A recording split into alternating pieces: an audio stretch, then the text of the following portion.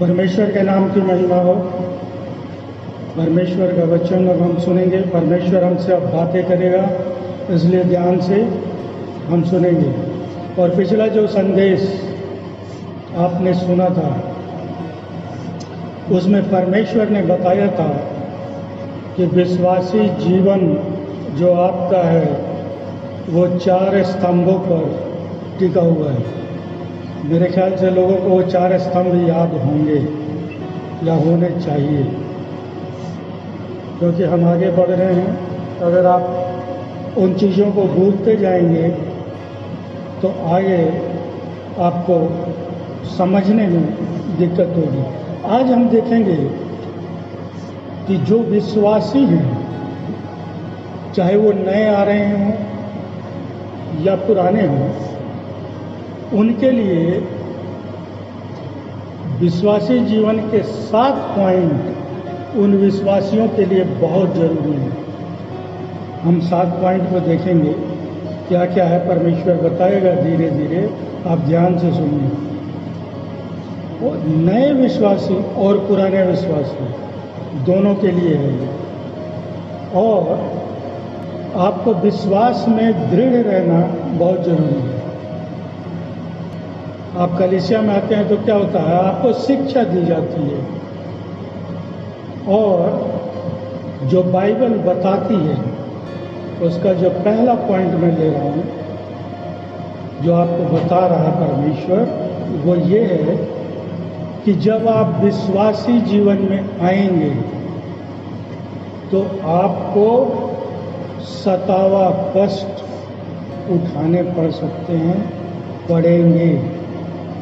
अगर कोई आपको ये समझाता है कि आप एक बार विश्वासी जीवन में आ गए, यीशु को ग्रहण कर लिया, आप आराम से रहो और एक दिन यीशु आएगा आपको उठा के लेके चला जाएगा, आपको कुछ नहीं करना, बहुत आराम का जीवन। नहीं, बाइबल कहती है कि जब आप विश्वासी जीवन में आएंगे तो आपके ऊपर कष्ट सतावा भी आएगा। कहाँ से आएगा?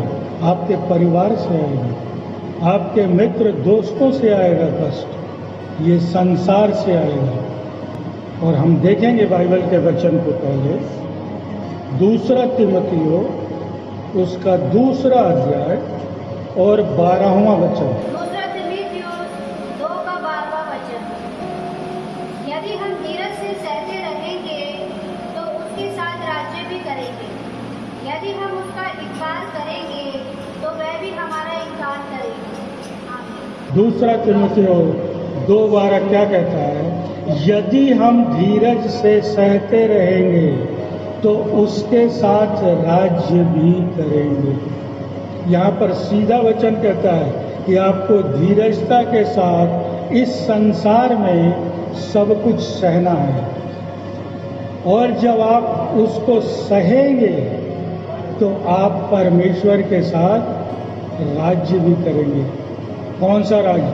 स्वर्ग का राज्य, आपका अनंत जीवन। लेकिन उससे पहले पौलुस क्या समझाता है कि आपको धीरज से सहना है। क्या सहना है?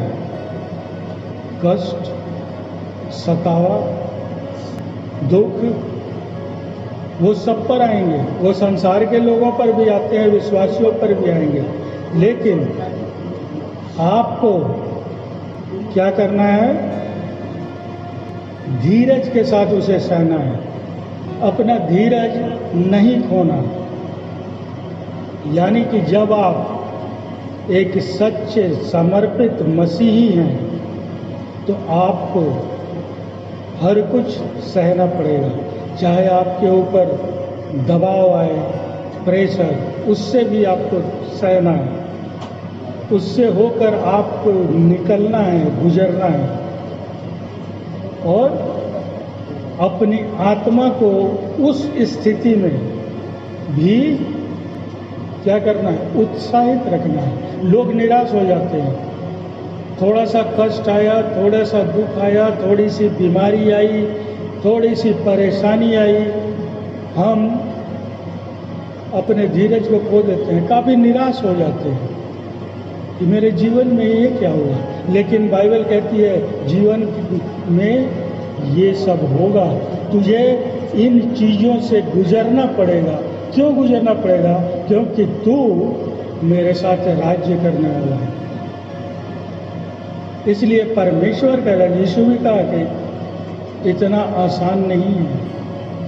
उसने कहा 2 मार्ग हैं, चुनना आपको। एक मार्ग काफ़ी चौड़ा है, एक मार्ग छोटा है।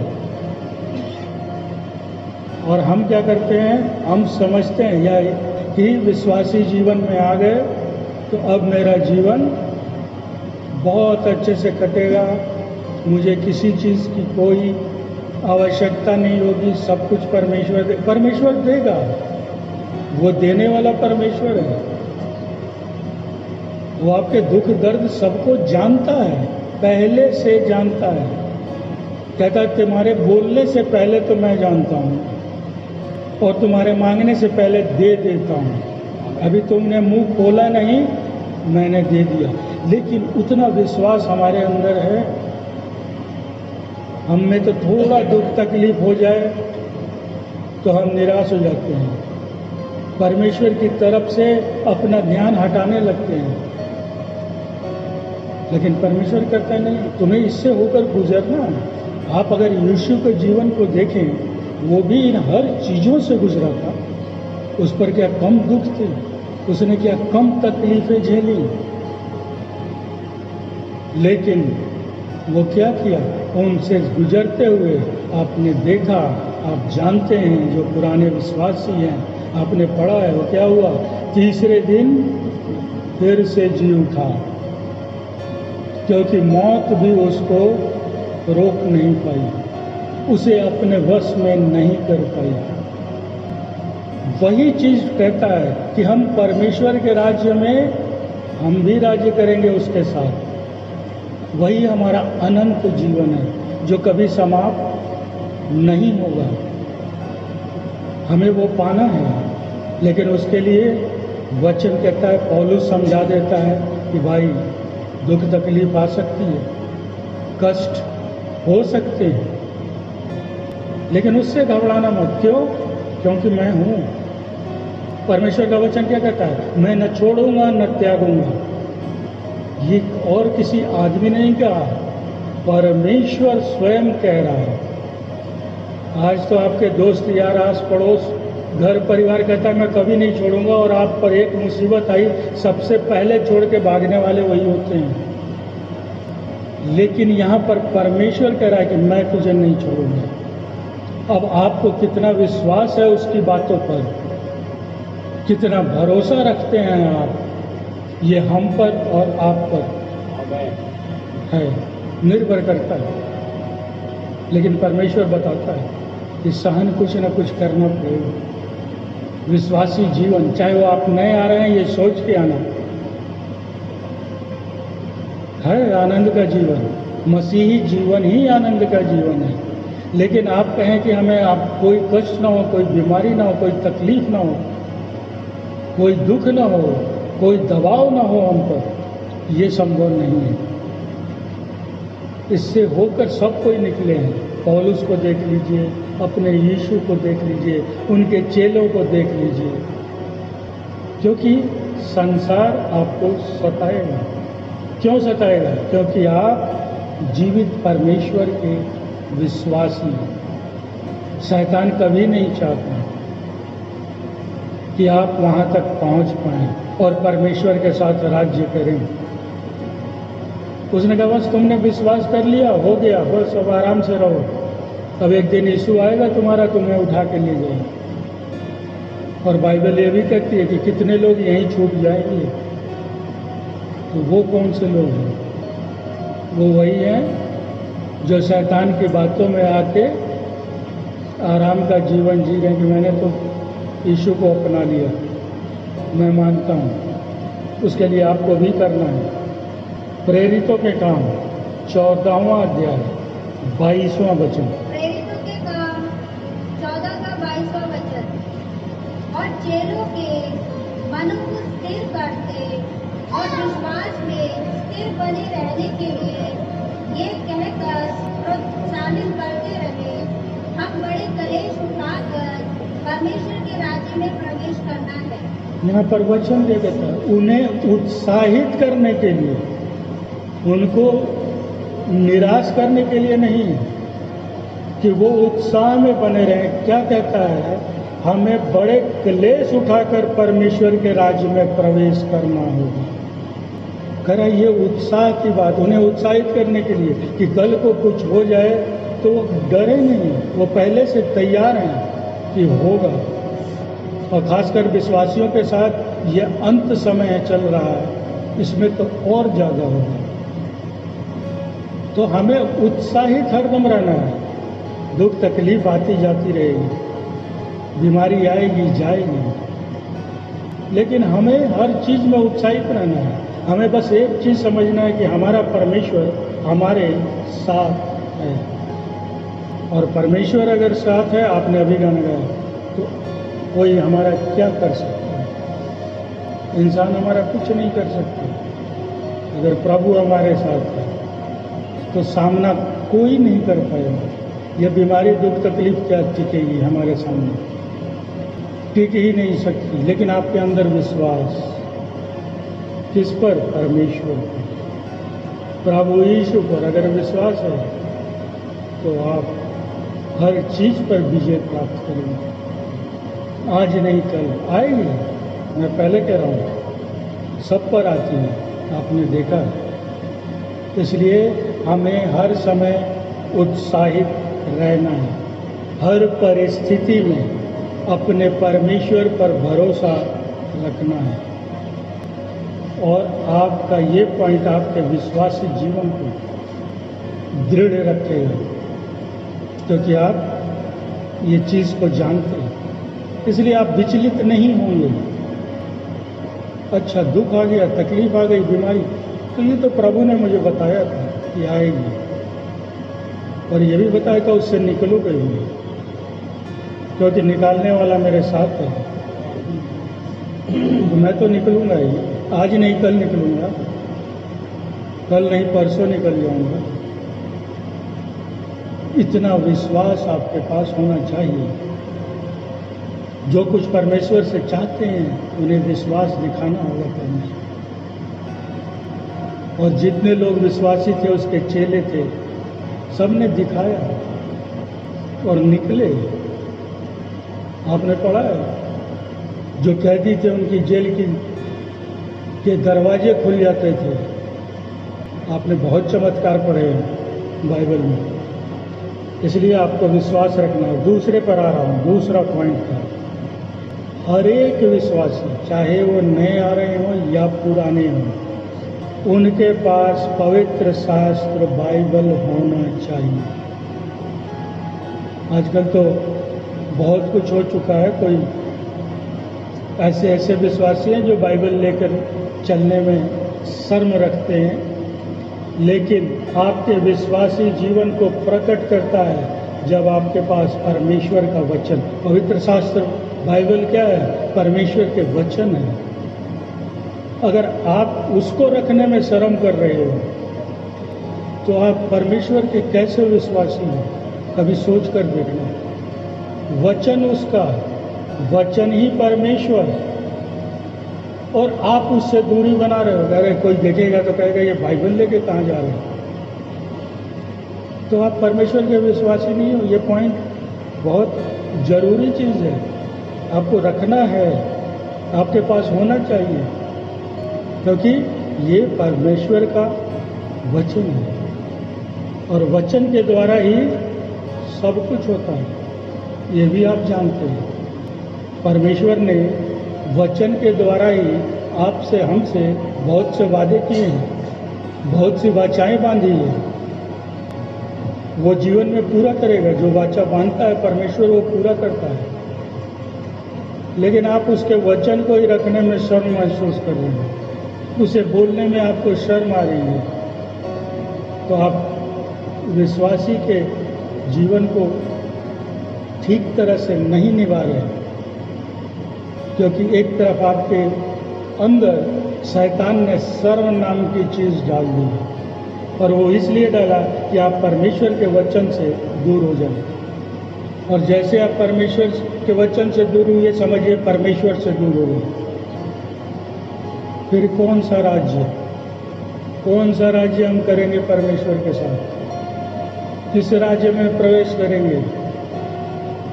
फिर ये संसार का जीवन समाप्त, सब कुछ समाप्त। क्योंकि सब जानते हैं, जितने लोग आए हैं इस संसार में, एक न एक दिन शरीर का अंत होना निश्चित है। ये हर समय नहीं बना रहेगा। ये वचन भी कहता है कि जिसने जन्म लिया है उसकी मृत्यु एक बार निश्चित है। लेकिन अगर आपने अनंत जीवन पा लिया तो आत्मिक जीवन में आप हमेशा बने रहेंगे। शरीर तो जाएगा, कितना भी कर लीजिए, लेकिन आत्मिक जीवन आपके हाथ में है। उसको आप संभालने की कोशिश करें। उसके लिए क्या है? विश्वास। दूसरा तीमुथियुस 3 अध्याय 16 और 17, 16 and 17।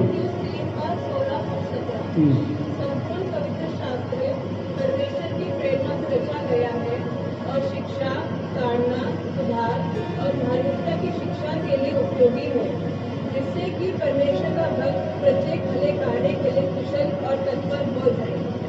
क्या लिखा है ये वचन? हरे पवित्र शास्त्र परमेश्वर की प्रेरणा से रचा गया है। बाइबल को किसी ने अपने मन से नहीं लिखा, परमेश्वर के द्वारा लिखवाया गया। जिसको आप लेके चलने में शर्म करते हैं, वो क्या कहता है कि ये तो परमेश्वर ने लिखवाया अपनी प्रेरणा देकर। और क्यों उसने पवित्र शास्त्र की हमें जरूरत भी क्यों पड़ी? और उपदेश और समझाने और सुधारने और धर्म की शिक्षा के लिए लाभदायक है। कह रहा है उससे क्या होगा? उसके उपदेशों जो आप पढ़ेंगे उसमें उपदेश है हमें समझाने के लिए कि हम समझें, इसके लिए सुधारने, जो गलत मार्ग पर चले गए उन्हें सुधारती है बाइबल, जिसके लिए परमेश्वर ने इसे लिखवाया, सुधारने के लिए और धर्म की शिक्षा देने के लिए, कि आप समझे धर्म क्या है। परमेश्वर ने इसे ऐसे नहीं लिखवा दिया। इसीलिए बाइबल को पढ़ना आपके लिए बहुत जरूरी है। तभी आप सुधरेंगे, तभी आप समझेंगे, तभी आप सही मार्ग चुनेंगे, तभी आप धर्म की शिक्षा को समझ पाएंगे। यहाँ परमेश्वर ने बताया, उसने लिखवाया कि धर्म की शिक्षा के लिए तुम समझोगे धर्म क्या है, ताकि परमेश्वर का जन सिद्ध बने। यानी कि परमेश्वर के वचन, पवित्र शास्त्र बाइबल के बिना आप सिद्ध नहीं हो सकते। इसमें लिखा हुआ है वचन में, मैं नहीं कह रहा, वचन में लिखा है कि परमेश्वर ने लिखवाया अपनी प्रेरणा से। किस लिए? ताकि परमेश्वर का जन सिद्ध बने। आप सिद्ध नहीं बन पाएंगे। और हर एक भले काम के लिए तत्पर हो जाए। परमेश्वर अपने विश्वासियों से चाहता है कि वो भले काम करें, बुराई से दूर हों, सच्चाई के मार्ग पर चले। उसके लिए परमेश्वर ने इस पवित्र शास्त्र की रचना करवाई। और अगर हम इससे दूर हैं तो फिर विश्वास हम में भरपूर नहीं हो सकता। कहने के लिए हम विश्वासी हो सकते हैं, लेकिन अंदर से हम अभी भी खोखले हैं। हम विश्वास में कभी बढ़े ही नहीं, क्योंकि परमेश्वर ने समझाया, पवित्र शास्त्र के वचन को रखो अपने पास। हमें तो उसी से शर्म आ रही है, तो आप हृदय में क्या रखेंगे? पास रखने में इतनी शर्म, तो हृदय में रख के बोलने में कितनी शर्म आएगी। एक और वचन पढ़ते हैं, भजन संगीता 119 का 11। भजन संहिता 119 का 11वां वचन। तेरे वचन को मैंने अपने हृदय में संचित किया है कि तेरे विरुद्ध पाप न करूं। आमीन।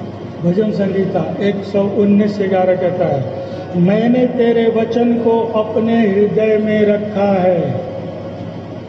अपने हृदय में रखा है परमेश्वर के वचन को। क्यों? कि तेरे विरुद्ध पाप न करूं। अगर आप वचन से दूर हैं, आप पाप करेंगे, आप गलतियां करेंगे।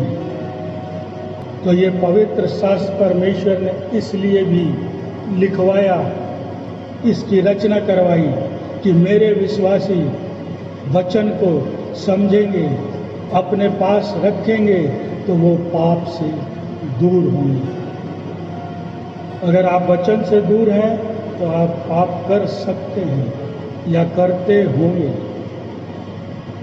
लेकिन परमेश्वर नहीं चाहता।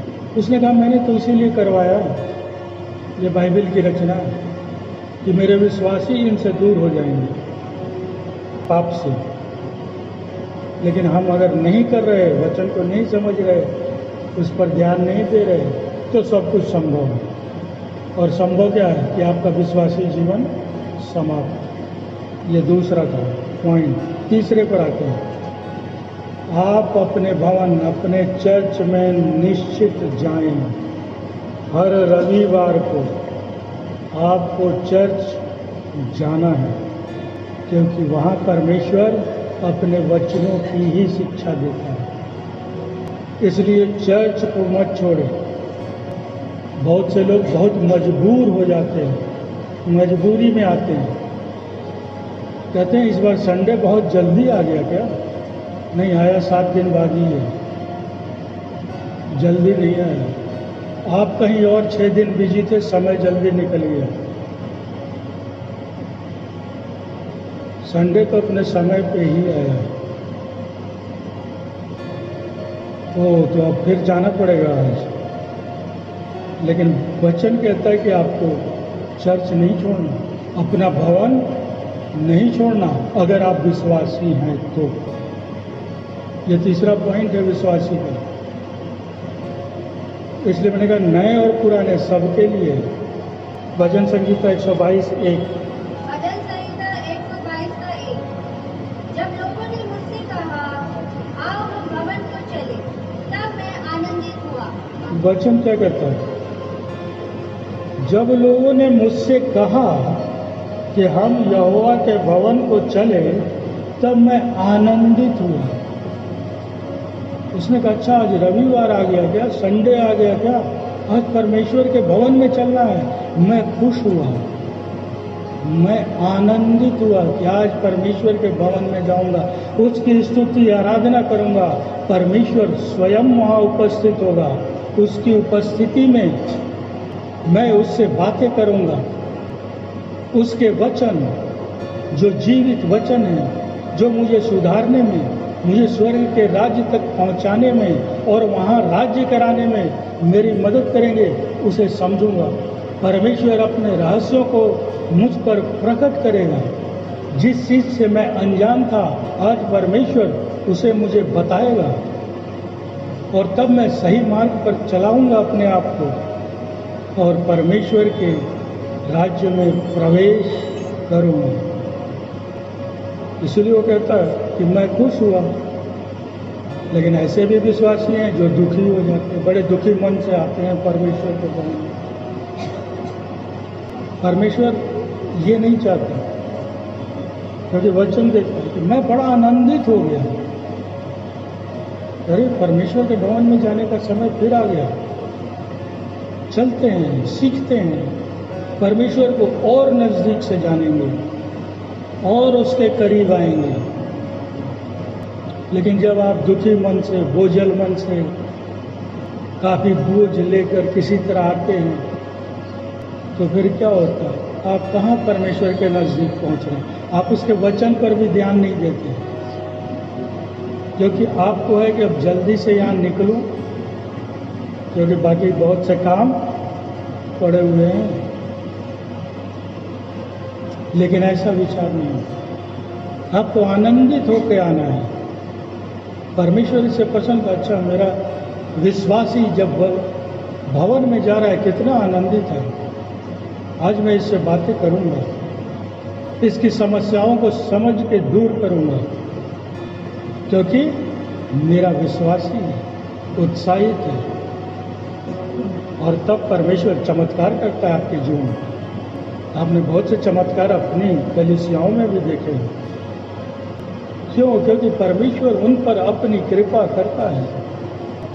वो कहता है ये मेरे विश्वासी हैं, ये उत्साहित आनंदित है, मेरे वचनों के लिए प्यासे हैं ये।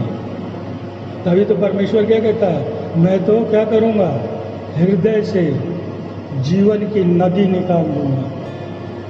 ये परमेश्वर का वचन है कि मैं हृदय से निकाल दूंगा जीवन के जल की नदी, जो आपको तो जीवन देगी, औरों को भी जीवन देगी।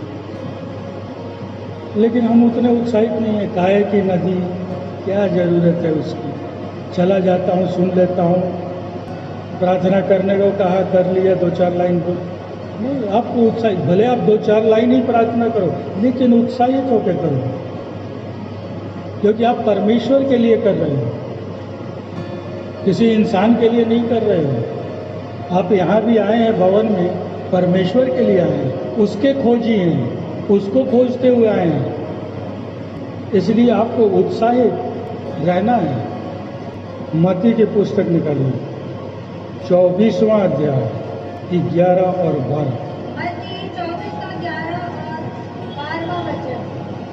तब बहुत से झूठे नबी उठ खड़े होंगे और बहुतों को भरमाएंगे।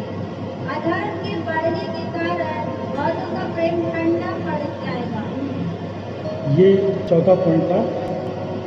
इसलिए वो कहता है ऐसा मत करो, जहाँ तुम्हारी इच्छा हो एक ही जगह जाओ। अब वहाँ तुमने चुना है, क्या सीखोगे, क्या समझोगे, क्या जानोगे, ये निर्णय तुम्हारा है। क्योंकि बहुत लोगों को बाइबल पर अगर आप सच्चाई से प्रचार करें, उन्हें समझाएं, तो पसंद बहुतों को नहीं आता। लेकिन परमेश्वर कहते हैं, कह रहे मेरे वचन को नहीं समझोगे तो तुम सुधरोगे कैसे? मैंने वो भी तो लिखा है। तो सुधरने के जो वचन हैं वो जरूर थोड़े नम्र नहीं होंगे, हो सकता है थोड़े कड़वे लगे आपको, लेकिन परमेश्वर ने पहले बता दिया, उसे बर्दाश्त करो, तभी सुधरोगे। माँ बाप जब अपने बच्चों को डांटता है उन्हें बहुत बुरा लगता है, लेकिन वो ये नहीं जानते कि उन्हीं को सुधारने के लिए, उन्हें सही रास्ते पे चलाने के लिए माँ बाप ये कदम उठाते हैं। हमारा पिता परमेश्वर भी नहीं चाहता कि हम सब उसके बच्चे हैं गलत रास्ते पर जाएं। इसलिए वो कहता है कि एक चर्च को आप समझो, समझ कर, परख कर उसे देख लो, और वहाँ पर क्या करो, हर रविवार को जाओ। उस समय दुखी मत हो। ये चौथा पॉइंट था आपका। मैं एक बार दोहरा रहा हूँ, पहला आपको सतावा आएगा, उसे बर्दाश्त करना है। दूसरा पॉइंट क्या दिया था मैंने, आपके पास बाइबल होना चाहिए, पवित्र शास्त्र, उसे पढ़ना चाहिए। तीसरा मैंने दिया, हर रविवार को उत्साह के साथ परमेश्वर के भवन में जरूर आए। चौथा था स्थिरता, क्योंकि स्थिरता नहीं, अगर आप बदल रहे हैं तो आप में स्थिरता नहीं है, और परमेश्वर क्या चाहता है कि उसके विश्वासी स्थिर हों। पांचवें पे आ रहा हूँ, अपने भवन के पास्टर को समझिए, उन्हें जानिए, उन्हें पहचानिए। एक वचन पढ़ेंगे, इब्रानियों की पुस्तक निकालेंगे, 13वां अध्याय 7वां वचन। अपने खतरों को स्मरण रखो, जिन्होंने तुम्हें परमेश्वर वचन सुनाया, और ध्यान से उनके चाल चलन के परिणाम को देखकर उनके विश्वास का अनुकरण करो। इब्रानियों बहुत अच्छा वचन, 13:7, जो तुम्हारे अगुए हैं और जिन्होंने तुम्हें परमेश्वर का वचन सुनाया, उन्हें स्मरण रखो। कह रहा है अपने पास्टर, क्योंकि उन्हें परमेश्वर ने दास नियुक्त किया है। कह रहा है जिन्होंने तुझे परमेश्वर का वचन सुनाया, तुम्हें मजबूत बनाया, तुम्हें समझाया कि इससे तुम सही रास्ते पर आ जाओगे, इससे तुम स्वर्ग के राज में प्रवेश करोगे। कहता उन्हें स्मरण रखना, उन्हें याद रखना, उनकी बातों को याद रखना। हो सकता है कि समझाते समय उनकी भाषा थोड़ी कठोर हो गई हो, कोई फर्क नहीं पड़ता, लेकिन कह रहा उन्होंने वचन तुझे दिया है, उनको मत भूलना, उनकी बातें मत भुलाना।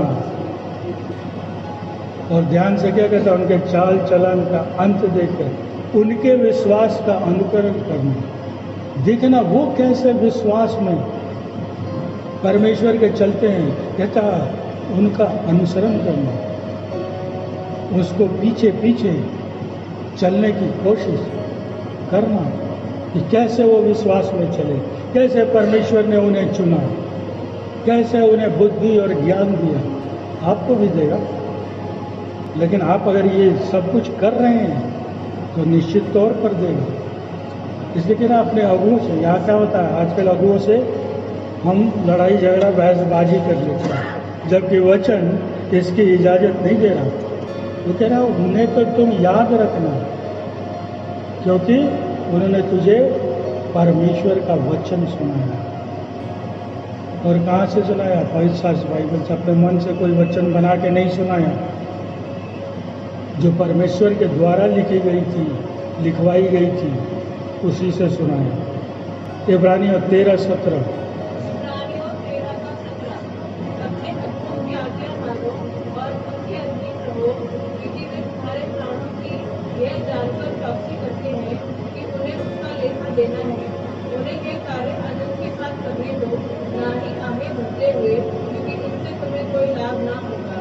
इब्रानियों 13:7 साफ शब्दों में कहता है, अपने अगुओं की मानो, अपने पास्टर की सुनो, वो तुम्हारी भलाई के लिए ही कुछ कह रहे होंगे, भले तुम्हें अच्छा ना लगे, लेकिन उनकी बात को समझो, उसको मानो और उनके अधीन रहो, उनकी बातों को सुनो, क्योंकि वे उसकी नाई तुम्हारे प्राण के लिए जागते रहते हैं। क्या करता है पास्टर?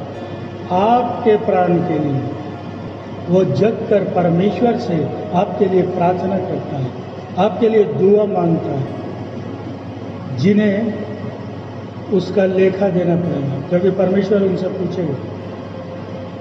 तब आगे क्या कहता है? उन्हें ये काम क्या करो, आनंद से करने दो, न कि ठंडी सांस लेकर, क्योंकि इस दशा में तुम्हें कुछ लाभ नहीं। आप ऐसा न करें, अपने पास्टर की माने, उसकी बात को समझें और इस बात को समझें कि वो हमारे और आपके लिए परमेश्वर से प्रार्थना करता है, दुआ मांगता है, और ये काम उनको आनंद से करने दो। ऐसा ना हो कि हम कुछ उल्टा सीधा अपने पास्टर से ही झगड़े लड़ाई कर ले कि उनका ही मन बोझिल हो जाए, उनका मन दुखी हो जाए। वचन कहता है उन्हें आनंद से करने दो, न कि ठंडी सांस ले लेकर। क्यों? अगर वो ठंडी सांस लेके करेंगे तो क्या होगा, क्या हो जाएगा? इस दशा में तुम्हें कुछ लाभ नहीं होगा, फिर नुकसान किसका है? हमारा और आपका, क्योंकि हमने उन्हें आनंद से करने ही नहीं दिया। और नतीजा, रिजल्ट क्या निकला? हमें ही कोई लाभ नहीं पहुंच रहा। ऐसे बहुत से लोग कहते हैं मुझे कोई लाभ, क्या आपने पास्टर की बात मानी, उन्हें प्रार्थना करने दिया आनंदित होकर, कि हमने कुछ ऐसी बातें कर दी जिससे उनका मन बोझिल हो गया, दुखी हो गया, उनकी आत्मा भर उठी। ये आपका 5वां है, ये विश्वासी के जीवन में होना चाहिए। अपने अगुओं से कभी उनकी बातों पर ध्यान न देना बहुत बड़ी गलती है।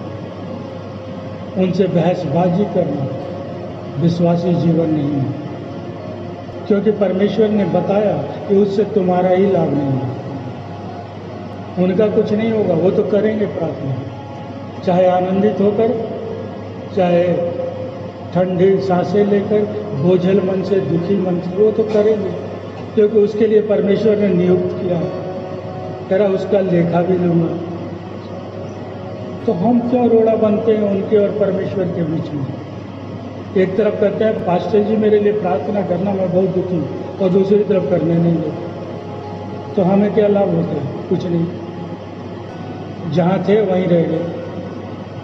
वो सुबह उठ के प्रार्थना कर रहे हैं 2 बजे 3 बजे हमारे और आपके लिए, हमें लाभ नहीं पहुँचा। कारण क्या है? बाइबल साफ बताती है कि आप उनकी नहीं सुनते, उनकी नहीं मानते, और जब नहीं करिएगा तो लाभ नहीं। अब सोचना आपको है कि आपको लाभ चाहिए या जैसे हैं वैसे ही जीवन सही कट रहा है, तो कट ही जाएगा।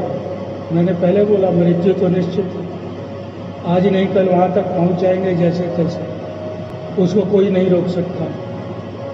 चाहे आनंदित जीवन से जाएं, परमेश्वर के साथ होकर उसके विश्वासी बन के जाएं, या संसार के साथ बहते हुए चले जाएं, जाएंगे जरूर। तो हमें देखना है, ये 5वां पॉइंट जो है ये विश्वासी जीवन में होना चाहिए। 6, आपको दूसरे को सुसमाचार सुनाने के लिए उत्साहित रहना चाहिए। ये नहीं कि हमने सुन लिया मेरा काम खत्म। आपको दूसरे को भी बताना है, तब उसकी आत्मा जीती जाएगी। इसके लिए आप तैयार रहें। जो सुनना चाहता है उसे सुनाएं। जब वो कहे कि मैं भी आपके भवन में जाना चाहता हूँ, उसे लाइए।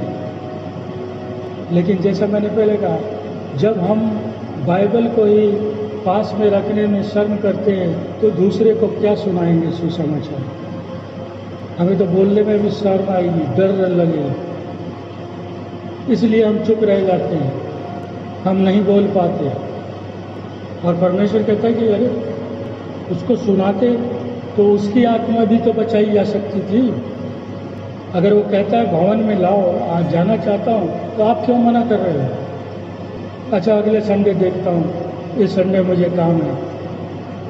जबरदस्ती मैं नहीं कह रहा, जबरदस्ती आप उसे खींच के लाए, ये नहीं। लूका 14:23 को जरा पढ़िए।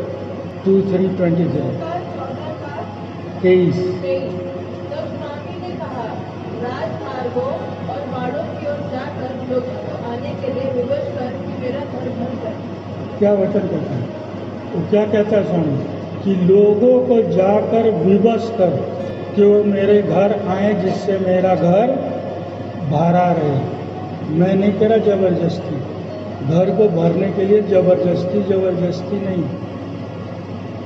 परमेश्वर जिसके मन में बातें करेगा वो स्वयं आएगा, लेकिन जब वो अपनी इच्छा प्रकट करे तो उसे जरूर लेकर आए। यहाँ मैं कलीसिया को भरने की बात नहीं कर रहा, या आप कहीं से ला के भर दीजिए क्या? जिसकी इच्छा है उसे कम से कम मना मत कीजिए, और तब आप आगे बढ़ेंगे।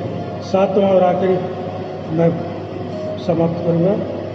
आप प्रार्थना जरूर करें विश्वासी जीवन में, और संभव हो तो प्रार्थना मिल कर करें, किसी ग्रुप से जुड़, अपनी कलीसिया से, क्योंकि प्रार्थना बहुत जरूरी है। मत्ती 18:20।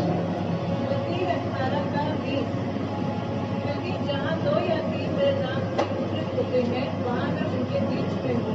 परमेश्वर कहते हैं जहाँ 2 या 3। मैं अभी बोला घर भरने की जरूरत नहीं है, हमें गिनती नहीं चाहिए कितनी। परमेश्वर भी कह रहा है मुझे नहीं चाहिए।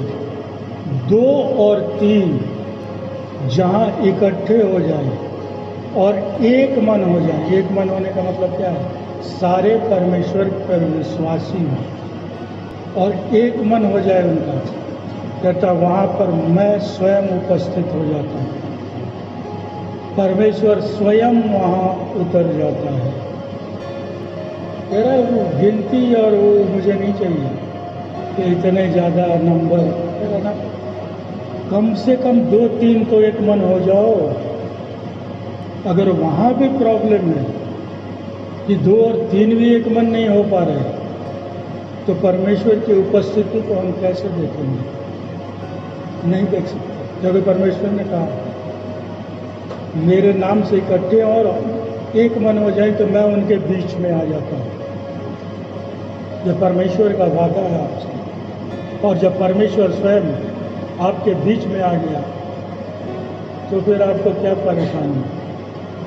परमेश्वर स्वयं वहाँ मौजूद है, आपकी बातों को जानता है कि आप उससे क्या चाहते हैं, और कहता है मैं तुम्हें उससे बढ़ के दूंगा जितना तुमने सोचा नहीं, उससे बढ़ के। लेकिन उसके लिए आपके पास विश्वास है। आप इन 7 जो मैंने बताए इस पर चलते हैं। अगर नहीं चलते हैं, सिर्फ आपने सोचा पास्टर जी ने तो बैप्टिज्मा दे दिया, पानी में डूबी, मैं तो बस अब विश्वासी हुआ और स्वर्ग का राज्य मेरा। नहीं, परमेश्वर आज बता रहा है कि तुझे भी कुछ करना है। सिर्फ उतने से नहीं, वो भी जरूरी है। मैं ये नहीं कह रहा वो जरूरी नहीं है, वो भी करना है। और उसके बाद 7 पॉइंट आज परमेश्वर ने आपको दिए। इसलिए आप अगर अब तक नहीं समझे थे, आज परमेश्वर ने समझाया, आप उसे अपने जीवन में 4 स्तंभ इससे पहले परमेश्वर ने समझाया, उसे मजबूत कीजिए ताकि आपका विश्वासी जीवन टिका रहे। और आप विश्वासी हैं, उसके लिए ये 7 पॉइंट आपको अपनाने हैं अपने जीवन में। परमेश्वर सबको आशीष दे।